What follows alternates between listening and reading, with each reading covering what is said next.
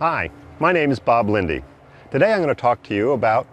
homemade bug sprays for vegetable plants. So there's a number of different reasons why we may not want to use one of the more toxic types of bug repellents or bug killers that you can find in your local garden store, and try to utilize some things that are a little bit more natural and aren't going to be toxic, and you don't have to worry about rinsing your vegetables off quite so much when you're ready to harvest your crops. So some of the plants that you may already have in your garden are things like lemongrass, geranium, and marigolds. And if you're really lucky, you might even have some garlic laying around inside your garden.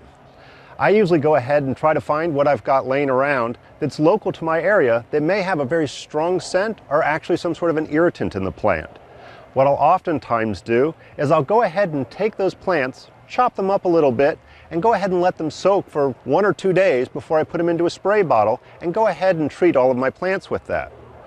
So once you've done that, you can go ahead and start spraying your plants, but it's important not to leave any of that product on there, because oftentimes, even though those are natural products, they can be very toxic to the plant and either clog up the pores that they need for good respiration, or sometimes things like cayenne pepper or garlic may actually even burn your plants. So it's a good idea to go ahead and apply whatever combination of plants you come up with to your plants in the evening so that the hot sun doesn't cook those plants. And then in the morning or later in that day, go ahead and rinse those off while you're watering to ensure that you don't have a problem. And you can go ahead and apply that whenever possible. But oftentimes, before we even have to resort to something as serious as spraying on a toxic plant substance onto your plants, you may want to just make sure that your plants are healthy and that you can sometimes just use a hose to spray off things like aphids or mites. And a lot of times there's a small concentration in the colony that we can go ahead, spray those off, and that will allow the plant to regenerate a little bit and get its own defenses up to ensure that they don't have a problem.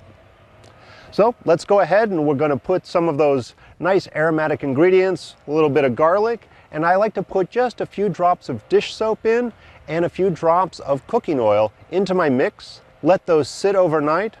strain those off, and go ahead and put those into a spray bottle and spot treat any of the really badly infested plants that may have anything from aphids to mites or any number of other types of pests that may be coming after your vegetables that you want to eat for yourself.